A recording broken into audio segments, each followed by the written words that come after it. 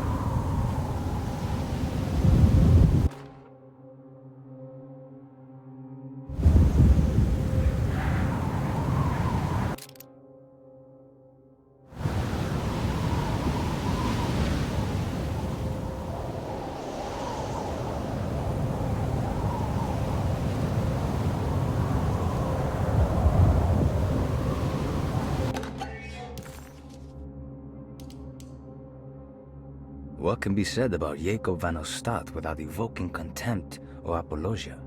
The first piece of information is the obvious. He is not the explorer Jeremy idolized in his youth, but the figment of his imagination. If you want biographical facts, I am not the one to answer such questions. In the case of Jeremy, he is a guardian of imagination, or rather a persona appointed the role of containing a self-sabotaging mania. However useful Jacob once was, his loyalty to Jeremy has slowly been replaced by fanaticism.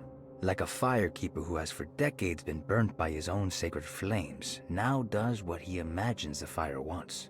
Jeremy has lost all control over Jacob and suffers greatly because of him, but is admittedly also still invigorated by his labor. In the plainest of words, Jacob keeps Jeremy sick so he can remain Jeremy.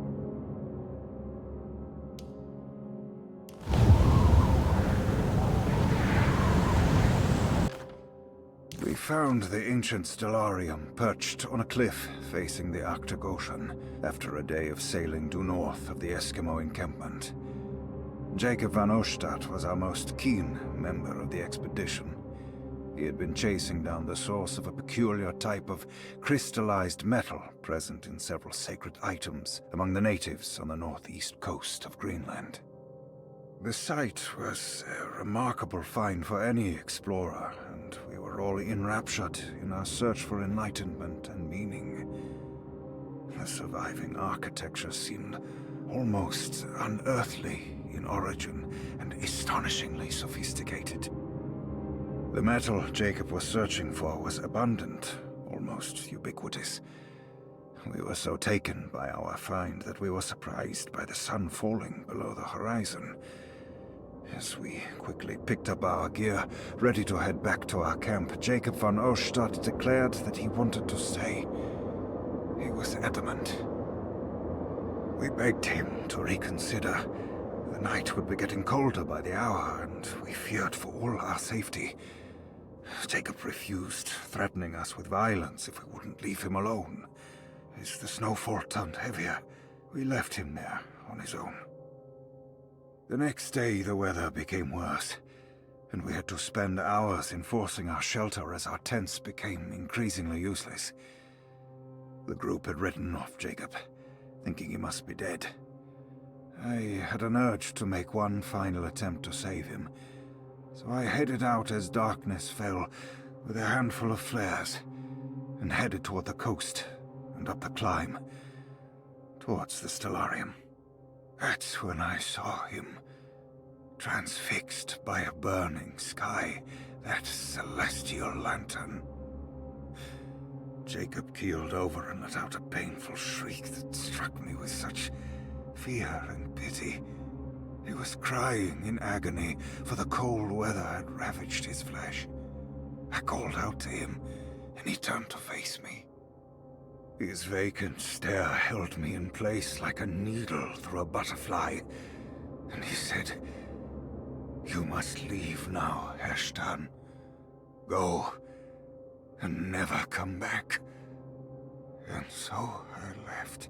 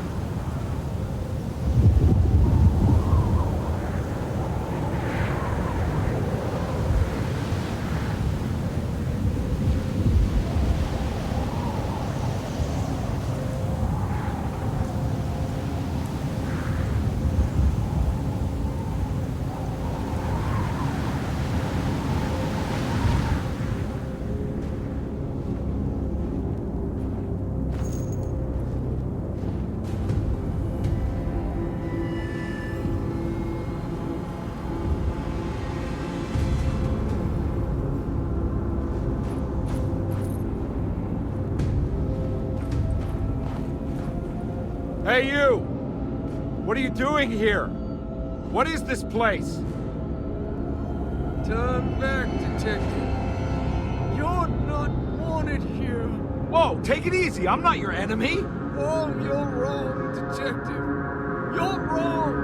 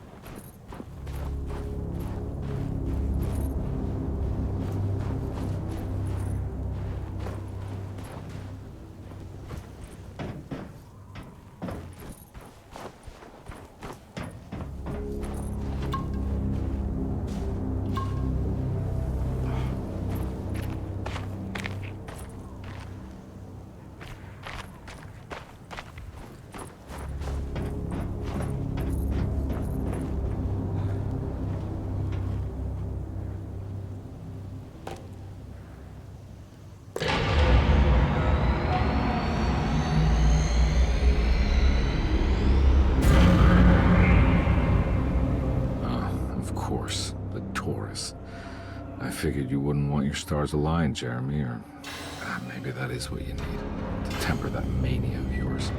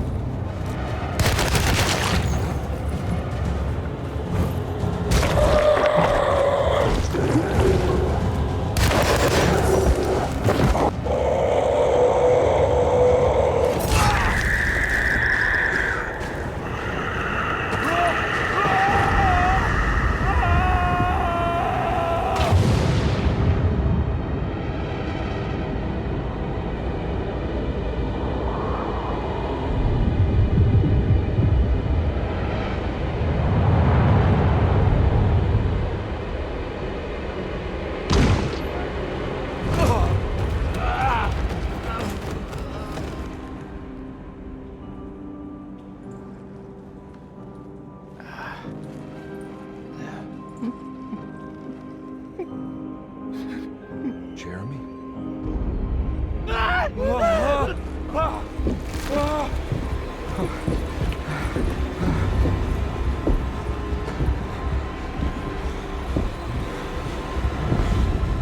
everything? Aren't you happy? Stupid charlatan. What more do you want from me? You want me to lose my mind? Oh, my Lord! Doctor! Baptiste! Quick! Jesus. What were you thinking, Carnby?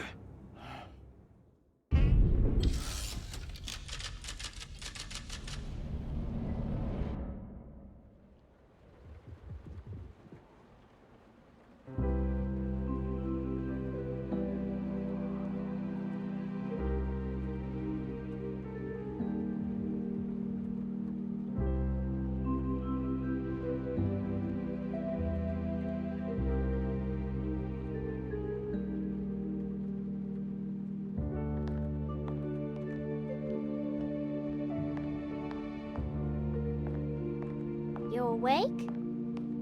You are awake. Mr. Carnby's up. Hey, buddy! I thought you'd be knocked out for the rest of the night. Come on out and join us, will you? I'll save you some gumbo. Good to have you back. You gave us all a good scare. What happened? You had a psychological breakdown. Sorry for manhandling you, but you were being violent. You stabbed Jeremy and then punched Dr. Gray. Are they... okay? Jeremy's a little strange, but everything's back to normal. Really? All thanks to you, Carnby. You want to try standing up?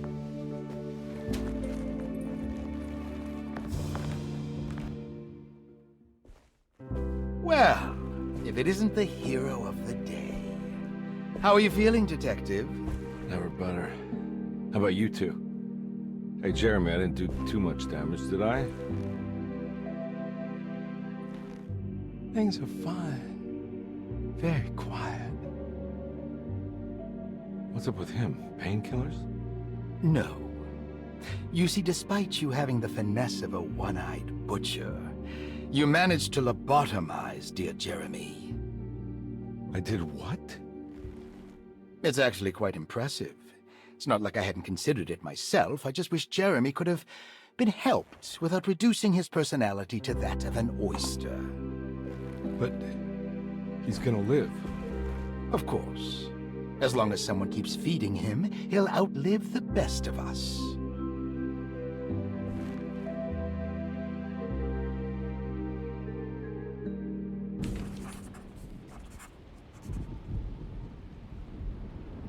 Does Emily know about Jeremy's condition? Yes. She seems to be handling it quite well under the circumstances.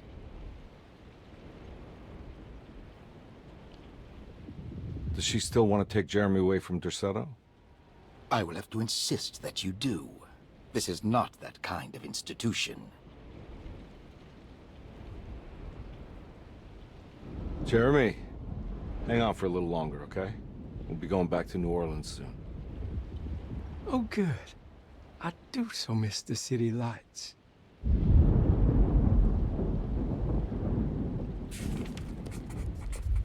Case closed. Detective Con... Everything was back to normal. Did any of it really happen? What had Carnby actually been doing all night? Case closed. Detective Carnby had found Jeremy and brought him back to Derceto. He worried that Emily wouldn't be all that happy with his performance, considering Jeremy's impromptu brain surgery. Maybe she would refuse to pay him in full. It was the kind of thought that would normally infuriate Carnby, but right now he just felt happy to be back. No matter if he would be seeing the $150 or not, he couldn't wait to rendezvous with Emily and go back to New Orleans.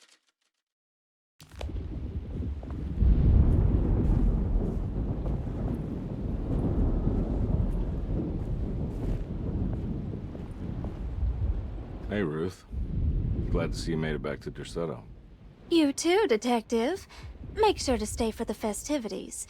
It's no Mardi Gras, but it ain't bad.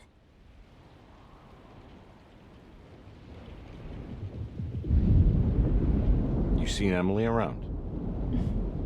I saw her packing some things into that old jalopy you arrived in about an hour ago. I'm sure she hasn't given up on you yet.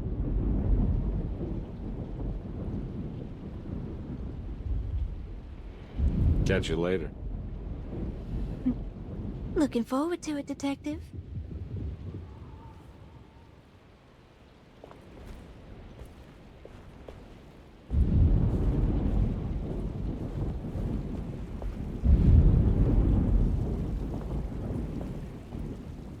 Good to see you back on your feet, Detective. Have some gumbo. Thanks. I'll save it for later.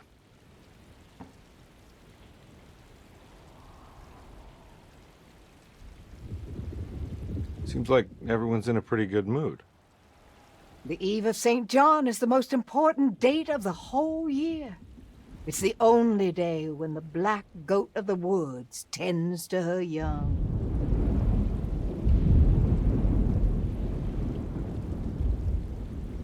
I'm gonna go look for Emily. Don't worry about her. She wouldn't leave without you, would she?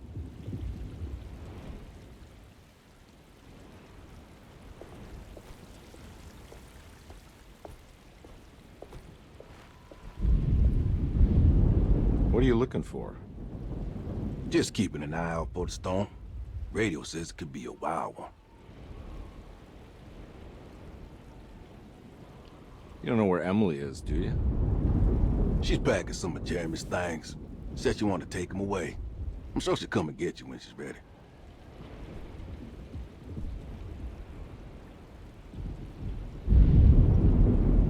Should probably get a move on then. See you around, Carnby.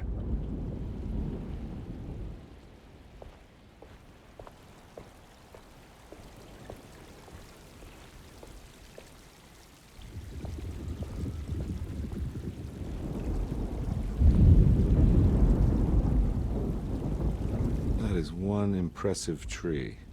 More impressive than you could ever imagine.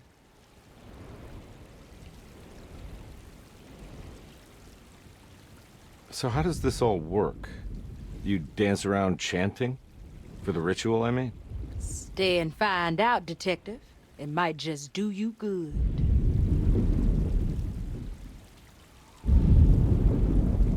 You haven't seen Emily, have you?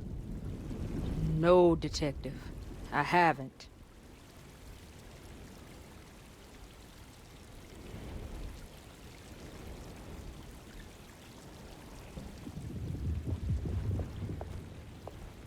All right, tell me, what the hell's about to happen here? Every year we have a little turn-the-page ceremony by the tree. It's symbolical. It's like life has its cycles of grief and happiness. You know? Just like a tree facing the seasons. Things change, but remain the same.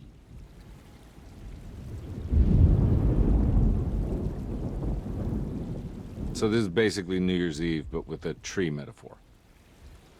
Exactly. You're so smart. It's about starting again. I mean, who could use a positive message like that more than a bunch of lunatics like us?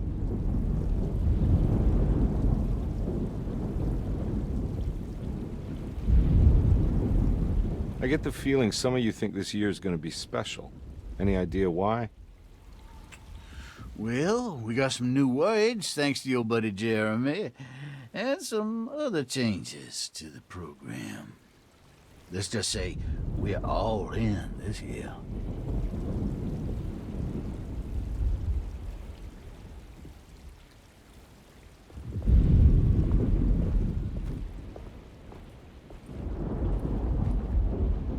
Hey, kid. What are you up to? Preparing for the ceremony. I don't want to disappoint Mother.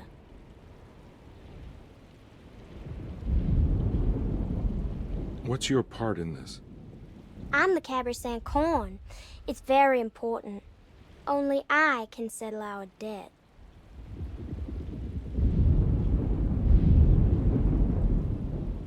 You know, I had my doubts, but you are in the right place, Grace. I think you might be right. For once.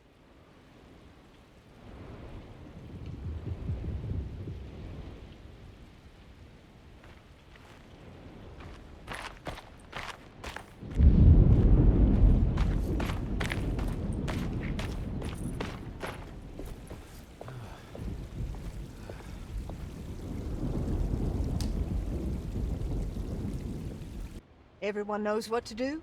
Y'all know the new words. Mrs. Thompson, we talked about this. I'm not sure everyone is comfortable. Doctor, I insist. This is important. We've waited for so long, Doctor. Let's just go with the old song. Not every change is an improvement. Boss, good or bad, you need to move forward. All in, Doc. Let's bet it all. But we don't know what we're dealing with. It'll be okay, Doctor. Better even.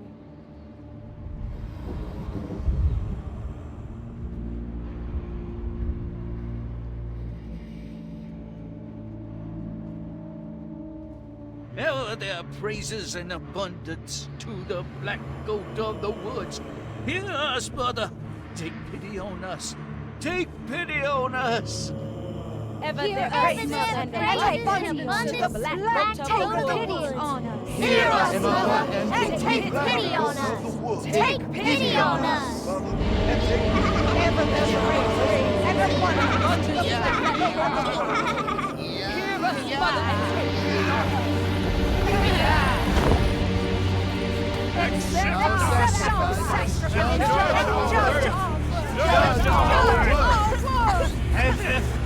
Stop! Are you crazy? This here's what needs to happen, Carnby. Grace! Stop! Shoot the ground! Shoot the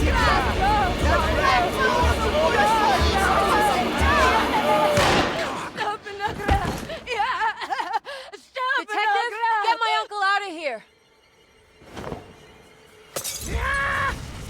Jeremy, come with me!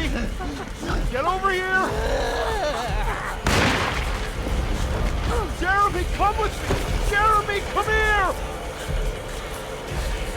No! There has to be another blood!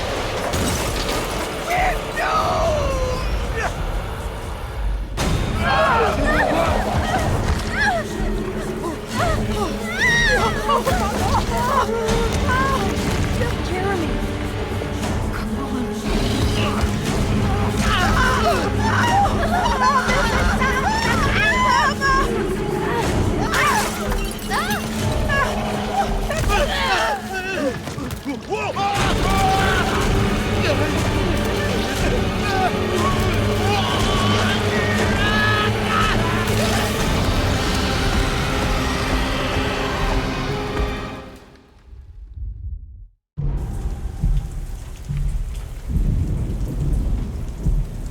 Detective Carnby returned just as the festivities were about to begin. Emily was grateful that she didn't have to sit through whatever ceremony the people at Derceto had fashioned. Instead, they excused themselves and made their way to the front side of the house. With a tremendous sense of relief, Emily climbed into the car. She watched Carnby ready the back seat for Jeremy in the rearview mirror. What a long night, she thought. Thank God it's all over. I can't let that monster leave Derceto. I have to stop it.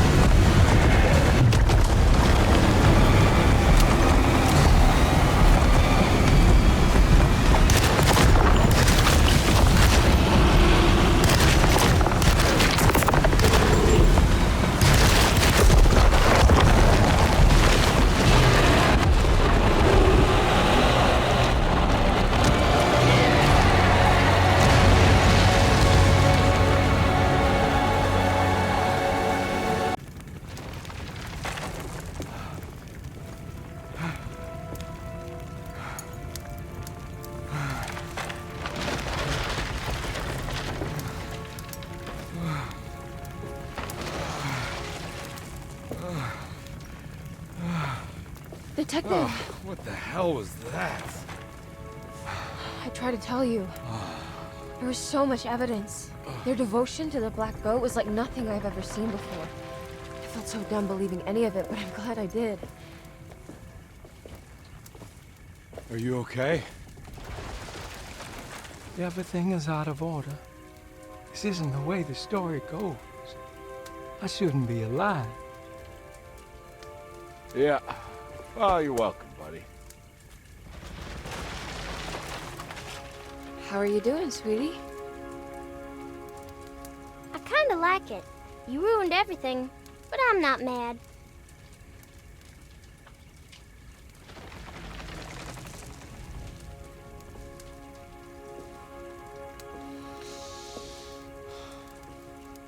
All right, you ready to head back to New Orleans? Come on, Jeremy. We're leaving. Can I come? I thought you said you didn't need saving. Don't leave her. She's important. Of course we're taking her with us.